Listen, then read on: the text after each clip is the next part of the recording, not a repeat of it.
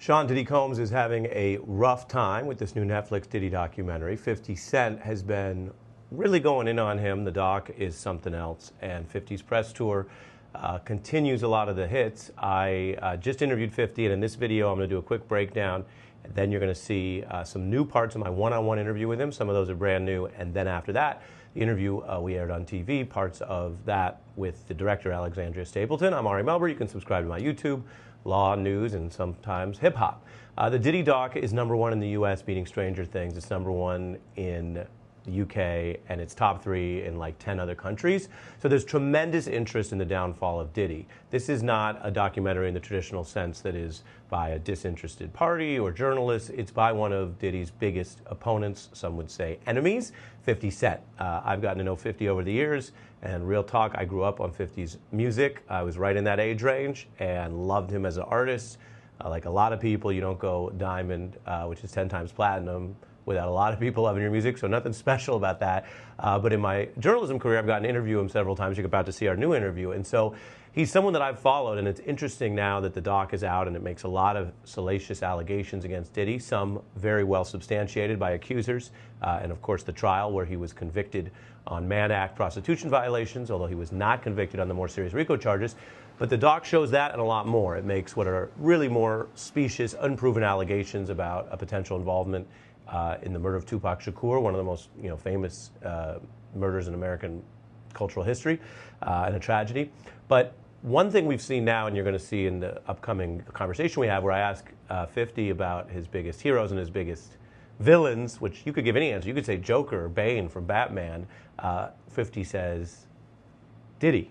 I kind of like Diddy in his kind of trolling way, and I've seen on the internet, it's always interesting. Sometimes you do work in journalism and, life goes on. Maybe nobody cares. Other times it blows up. That clip has now gotten like over 40 million views across different platforms and gotten picked up in the news. And I've seen all these reactions, and some of the comments are just funny. Haven't seen them all, but some of them, people talking about, oh, you gotta hate like 50 and you'll glow and have his joy, and kind of having fun with it, even though there's of course serious aspects to this that we've also covered. But this is how 50's always been. I mean, long before he was an internet or Instagram troll, he broke on the scene with a song called How to Rob, where he dissed a bunch of people, including Diddy, but not singling him out. And that was a way of him to get street attention, what you might call then the old, what today looks like the internet, then was mixtape and street culture, because he couldn't get out of his record deal that was locking him up and not letting him make music. And that's an issue a lot of artists have battled. What was different about 50 was he used humor and his ability to pick fights to create controversy and heat, but then that was part of the music. And he did that with mixtapes with DJ Who Kid and stuff they would drop. That's often a copyright violation, but you get it out. That's how hip hop used to move. And so it's interesting watching a whole cohort of people, including around the world, learn about 50 and his approach, and that in this case, he's had a long-term feud with Diddy, which is well known. He's talked about it a bunch. On the press run here, he tried to kind of tamp it down in a way, but he continues to use attacks, humor, and media to sort of settle his scores with Diddy. And you kind of remember that Diddy is someone who cares a lot about his public perception, image, and marketing. In fact, image is bigger to Diddy than something else. It's not like he's someone who goes back and is an engineer and builds a bridge, or an artist who writes a song. Diddy started out as a marketer and a party promoter. The documentary, by the way, goes into that. He became a music executive, but really then wanted to be more.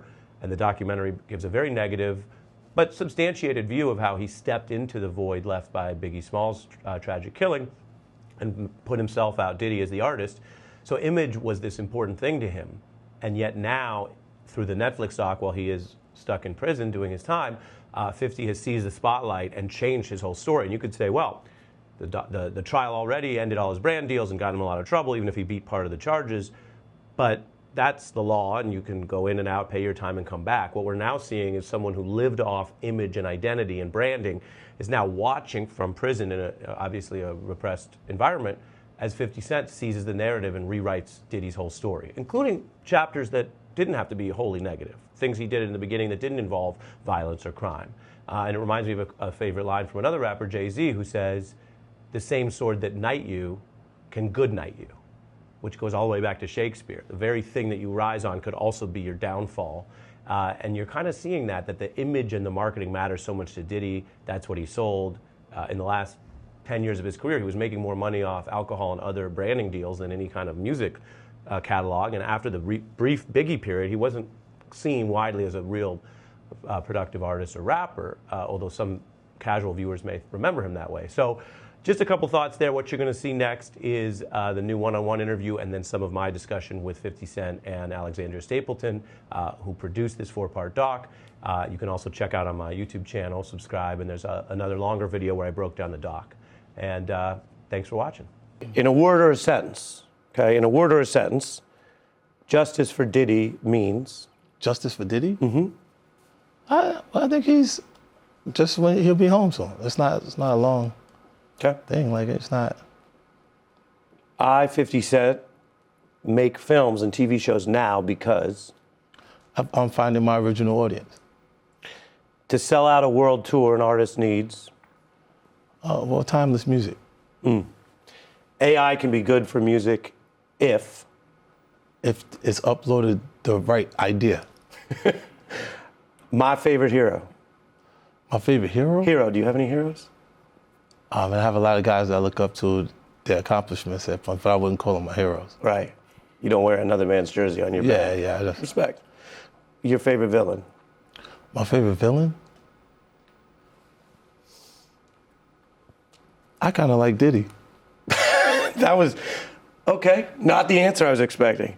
When people say I'm a troll, you know some people say that, I didn't say it. Yeah. When people say, 50 Cent, am a troll, I say... I don't know why you're saying I'm trolling people. I'm doing what you've conditioned me to do. Okay. I'm doing what they conditioned me to do.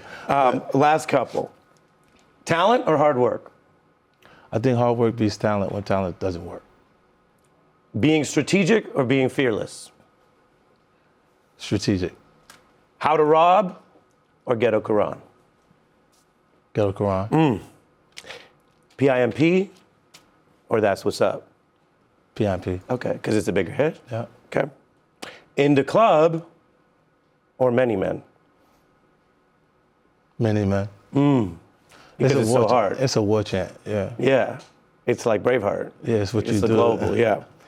I don't know if you'll answer this one. Dr. Dre or Eminem? Eminem, if I had to. If you had to. Yeah. I love Dre too. That's messed up. And the last question is very simple because we've been following you. New York or Louisiana? All roads lead to Shreveport. It's an important project, clearly. The question for both of you, 50 first, why this project, why now? Well, we waited until after the results of the trial to release the project, but I started like almost 5 months before I was able to find Alex, and finding an Emmy Award-winning showrunner and director is detrimental to the project being really well put together. So, they should expect it to perform like Reggie Jackson's did. Thank you. Yeah, I think why it's coming out now is we wanted to wait, to get through all of the legal proceedings, the criminal trial, and it spans, it's 4 parts, and it spans over 30 years of pop culture, his life. So it took some time, to say the least, to put all of this together.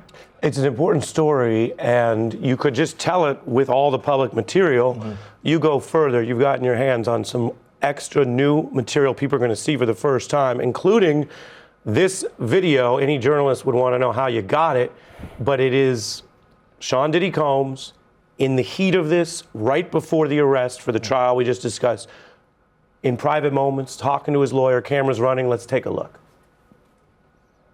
It's the middle of September and there's still no indictment. Bro, then you have to have a spokesman. You have to have some sort of comms to constantly be pushing that, Mark. Because you may just be a person that you just may watch CNN. So you at the wrong place looking to see what the people with the possible jurors are thinking. It could be somebody that has dealt in the dirtiest of dirty business of media and propaganda. 50, how'd you get it, and what does that scene show? Well, I mean, you're a journalist, Ari. Ari, you would not disclose your sources. We usually don't. Yeah, but I got it. Yeah. What he said. And what do you think it conveys? Because we see someone trying to pull the strings and talking about, he would say affecting, others would say manipulating the public views of the allegations. I think that, one big theme of the series is to go behind the scenes to really understand how brilliant you could say Sean Combs is at marketing, at owning his narrative, controlling the narrative at all times. And so why would that stop, when his life is on the line? So I think that, on its face, that's what it is. But as you get deeper in the film, you start to realize, perhaps how some of these tactics, how they really came to present themselves, during the trial. You show that, his abilities, his early rise. Right. Alexandra, you also give time to victims of the alleged abuse. Some of the cases are in different procedural postures. And you show victims who were women and men. Why is that important? Because, victims of sexual assault, sexual violence, that should, gender should not be a part of that conversation. When you are a victim, you are a victim.